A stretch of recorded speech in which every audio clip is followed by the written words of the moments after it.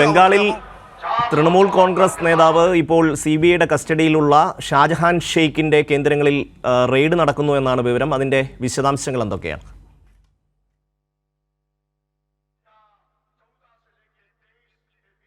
ഷമി, സന്ദേശ് കാലി വിഷയം നമുക്കറിയാം. തൃണമൂൽ സർക്കാരിനെ ഏറെ പ്രതിരോധത്തിലാക്കിയ ഒരു കേസാണ്. അവിടെ തൃണമൂൽ നേതാവ് അടക്കം ഈ ഷാജഹാൻ ഷെയ്ഖ് അടക്കം വിവിധ കേസുകൾ, ലൈംഗിക അതിക്രമ കേസുകളും വിവിധ കോഴ കേസുകളെല്ലാം തന്നെയും ഇയാൾ ഒളിവിലായിരുന്നു. മാത്രമല്ല ഇയാളുടെ വീട്ടിലും മറ്റുമെല്ലാം തന്നെയും ED കഴിഞ്ഞ ജനുവരി 5-ാം തീയതി ഇത്തരത്തിൽ പരിശോധനയുമായി എത്തിയപ്പോൾ ഇയാളും ഇയാളുടെ പ്രാദേശിക തൃണമൂൽ നേതാക്കളെല്ലാം തന്നെ ചേർന്നുകൊണ്ട് EDയെയും ആക്രമിക്കുന്ന ഒരു സ്ഥിതിവിശേഷമുണ്ടായി. പിന്നീട് ഇദ്ദേഹം ഒളിവിലായിരുന്നു. അതിനുശേഷമാണ് ഈ ലൈംഗിക അതിക്രമ കേസ് വരികയും തൃണമൂൽ സർക്കാരിനെ വളരെ പ്രതിരോധത്തിലാക്കുന്ന ഈ കേസിൽ പിന്നീട് ഈ ഷാജഹാൻ ഷെയ്ഖിന്റെ അറസ്റ്റ് ഏകദേശം ഒരു 50 ദിവസത്തിലധികം കഴിഞ്ഞ ശേഷമാണ് രേഖപ്പെടുത്തിയത്. ഇന്നിപ്പോൾ നമുക്ക് ലഭിക്കുന്ന ഏറ്റവും പുതിയ വിവരം അനുസരിച്ച് വീണ്ടും ഈ ഫിഷറീസുമായി ബന്ധപ്പെട്ട ചില അഴിമതി ആരോപണവുമായി ബന്ധപ്പെട്ടുണ്ട് ഒരു കേസ് കൂടി ഇപ്പോൾ ED ചുമത്തിയിട്ടുണ്ട് എന്നുള്ളതാണ്. മാത്രമല്ല ഇന്നിപ്പോൾ ഇതുമായി ബന്ധപ്പെട്ടുണ്ട് ഈ ഷാജഹാൻ ഷെയ്ഖിന്റെ വിവിധ ഇടങ്ങൾ, ബംഗാളിലെ വിവിധ ഇടങ്ങളിൽ ഇന്ന് വീണ്ടും ED റെയ്ഡ് നടത്തുകയാണ്. മാത്രമല്ല അർദ്ധ സൈനിക വിഭാഗവും ഈ റെയ്ഡിനൊപ്പം ചേരുന്നുണ്ട്. എന്തായാലും തൃണമൂൽ കോൺഗ്രസിനെ സംബന്ധിച്ച് ഏറ്റവും വളരെ വലിയ പ്രതിരോധത്തിലാക്കുന്ന ഒന്നാമതായി അധ്യാപക അഴിമതി കേസുണ്ട്. അതുകൂടാതെ ഫിഷറീസ് വകുപ്പുമായി പുതിയ കേസ് വരുന്നു.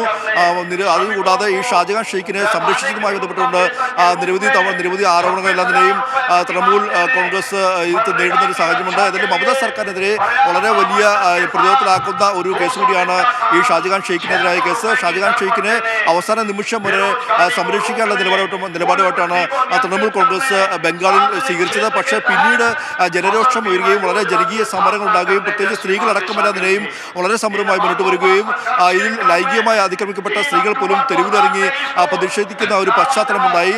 ആ ഒരു പശ്ചാത്തലത്തിലാണ് ഇപ്പോൾ ഈ വീണ്ടും പുതിയ കേസുകൾ കൂടി ഇപ്പോൾ തൃണമൂൽ നേതാവായ ഷാജഹാൻ ഷെയ്ഖിനെതിരെ ഉയർന്നിരിക്കുന്നത്. ഇതിന്റെ ഭാഗമായിട്ടാണ് ഇപ്പോൾ എൻഫോഴ്സ്മെന്റ് ഡയറക്ടറേറ്റ് ഷാജഹാൻ ഷെയ്ഖിന്റെ ബംഗാളിലെ വിവിധ ഇടങ്ങൾ, സന്ദേശ് കാലിയിലെ വിവിധ ഇടങ്ങളിൽ ഇപ്പോൾ റെയ്ഡ് നടത്തുന്നത്.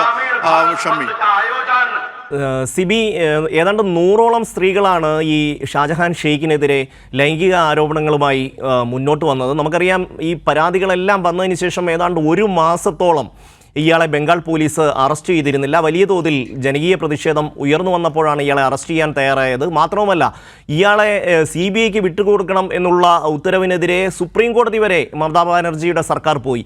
ഈ ഭരിക്കുന്ന TMCയും മുഖ്യമന്ത്രിയും അടക്കമുള്ളവരുമായി ഇദ്ദേഹത്തിന് വലിയ ബന്ധമുണ്ട് എന്ന് CBI അടക്കം മനസ്സിലാക്കുന്നുണ്ട്. അത്തരം എന്തെങ്കിലും വിവരങ്ങൾ പുറത്തു വരുന്നുണ്ടോ?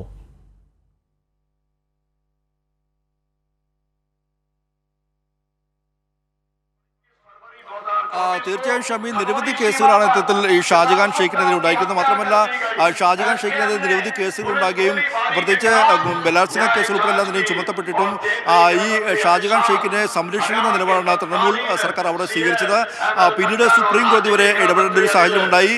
നിരവധി തവണ ഈ കേസുമായി ബന്ധപ്പെട്ടുകൊണ്ട് അല്ലെങ്കിൽ ഇതിനെതിരെ ജനകീയമായ സമരങ്ങളുണ്ടായി.